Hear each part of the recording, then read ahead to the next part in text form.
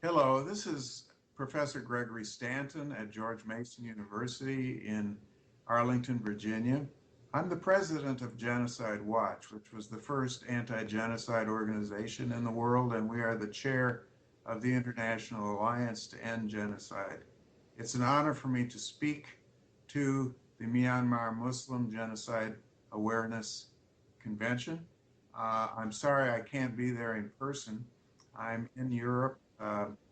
I'm speaking at two conferences on genocide, and so unfortunately was not able to be with you in person. But perhaps by speaking in this way over Skype, we can communicate in anyway. Um, I want to talk to you a little bit about some of the crimes that the Myanmar regime is committing against Muslim people in Myanmar and has in fact been committing for many, many years. Most of the world has been unaware of these crimes.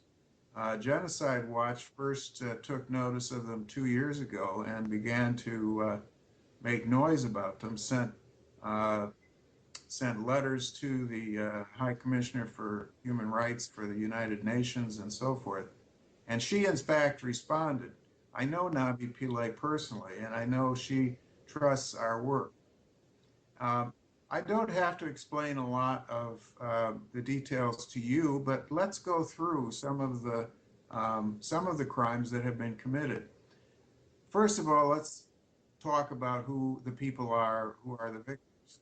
As you know, the Rohingya are a Muslim ethnic minority living in the northern Rakhine state in western Myanmar, and they have never been recognized as citizens of Myanmar by the Myanmar military regime. They are not considered one of the 135 legally recognized ethnic minority groups in Myanmar. In fact, the Myanmar regime has said that they are, quote, illegal immigrants from Bangladesh. But that is simply not true because they've lived in Myanmar for centuries. And Bangladesh won't accept them as its citizens. The first Rohingya people, in fact, settled in Myanmar as early as the 7th century. But the Myanmar regime maintains to this day that the Rohingya are immigrants from India and that they came under British colonial rule. That is simply a lie. And this disregard for early settlers prohibits the Rohingya from being legally recognized as a minority group in Myanmar. The result is that they are simply stripped of all rights in Myanmar. Uh, because of this denial of legal recognition, which is a form of what we call in Genocide Watch the first step of genocide, which is classification, um, they lack basic legal rights. If you can classify an entire group as not belonging to your citizenship group or as somehow being excluded from citizenship, just as Hitler, for example, took away the citizenship of Jews from Germany, then you can do anything you want with them because they don't have any rights as citizens. The Rohingya are denied fundamental human rights and freedom, and let's list some of the ways in which they're being denied their rights. First of all, they are denied any identity cards, and that makes that makes them unable to travel and to obtain passports to enroll in higher education.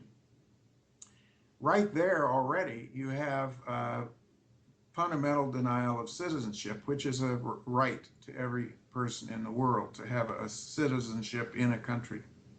Um, they've also been placed in displaced persons camps where they are held like prisoners. Uh, they're denied land and property rights and ownership, and in fact, the land on which they live can be taken away at any time. They're barred from government employment. Uh, Marriage restrictions are imposed on them that are not imposed on the rest of the population of Myanmar. They're limited to 2 children per couple, and they're subject to forced labor to extortion and other coercive measures. Um, all of these are fundamental violations of their rights. In fact, there also is widespread murder of Rohingya citizens and other Muslim citizens in Myanmar. Um, Murder is a crime against humanity. Um, under international law, not just under Myanmar law. Uh, it's also a direct violation of the rights of Rohingya children and Muslim children. Over 40,000 Rohingya children are deprived of their rights to go to school, or for that matter, even to marry in the future, because they're blacklisted. They're refused birth registration because they're not included in family lists, and they have to be hidden during the authorities' population checks. In these IDP camps, Rohingya are subject to curfews and other restrictions on their basic freedoms. They are denied food, they're denied medicines. Every single one of these denials of the rights of the Rohingya and other Muslims in Myanmar is a fundamental violation of their rights, not only under Myanmar law, but under international law. These are crimes against humanity. Our view at Genocide Watch is that, in fact, the crimes against the Rohingya have reached the stage where they are becoming genocidal massacres. There are many Rohingya who try to escape, to flee to Bangladesh or to Malaysia in rickety boats, but they're not accorded the rights of refugees in those countries. And a lot of these boat people drown. So we are very concerned about not just the rights of other minority groups in Myanmar, because as you know, the Rohingya are not the only minority group that has been persecuted. It's a pattern. But let's talk about what needs to be done absolutely about the Rohingya.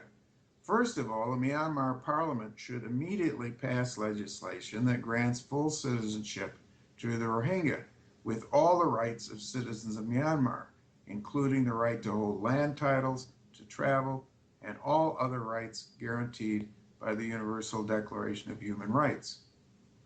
Secondly, they should plan measures to immediately dissolve the Rohingya displaced persons camps with UN assistance, and also with assistance from other countries in the Association of Southeast Asian Nations, which is the ASEAN group. Many of those countries would help. I'm sure that Malaysia would help. I'm sure that many of the other countries in the region would help.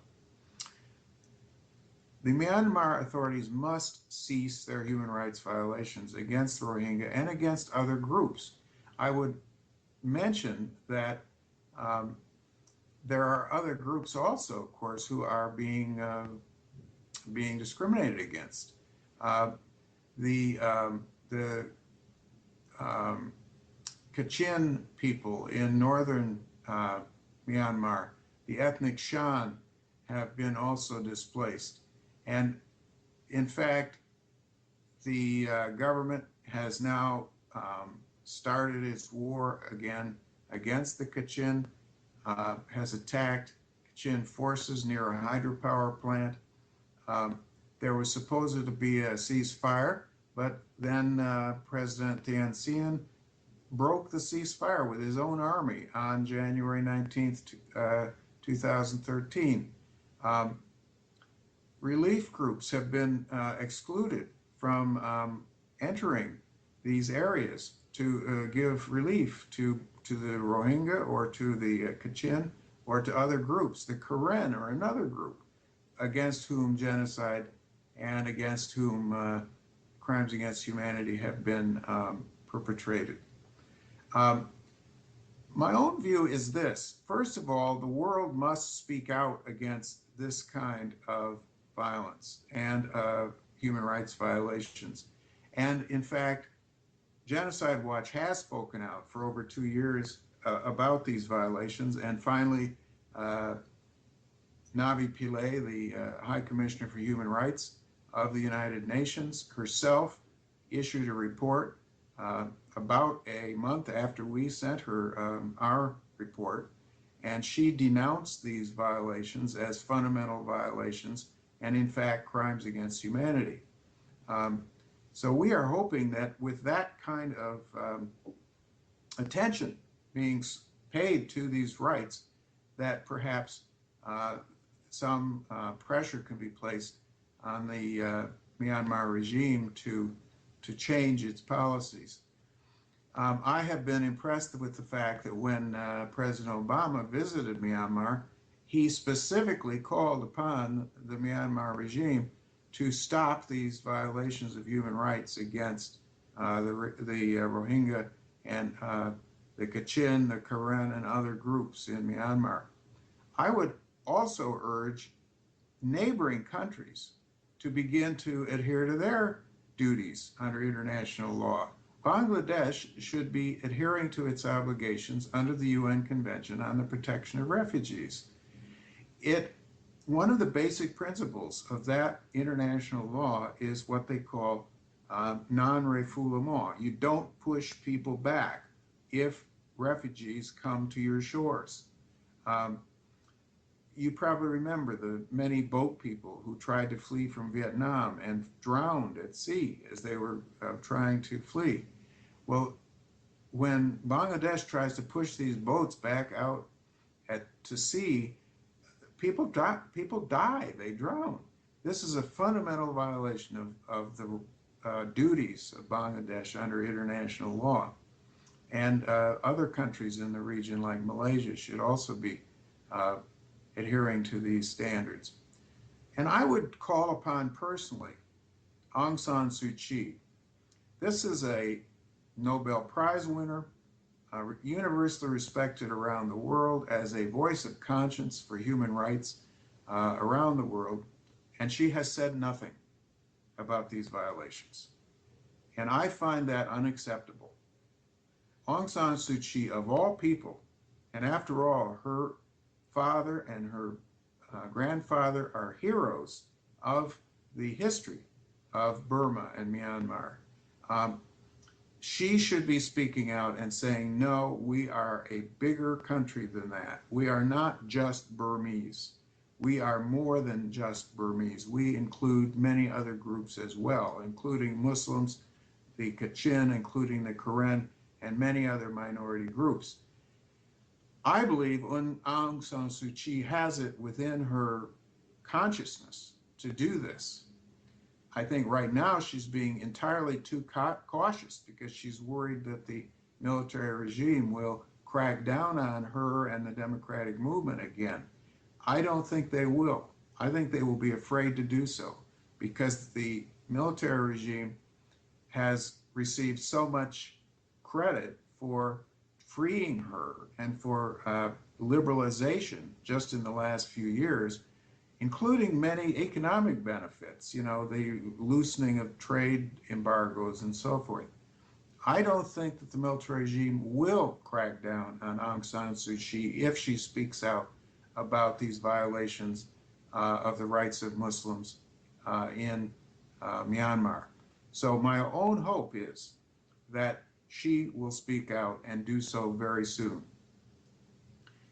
Your role as expatriates here in the United States and around the world as Muslims who are from Myanmar is very important because expatriates have the ability to speak out on issues that would get them arrested if they were living in Myanmar.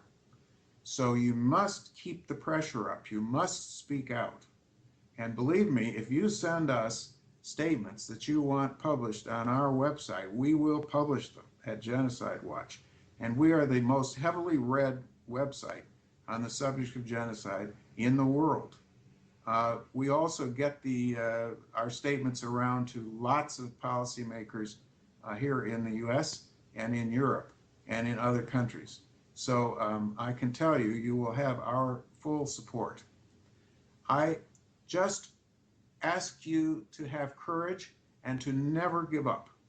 The only way in which human rights are ever defended is by relentless pressure. You can never give up because human rights are the rights of all people.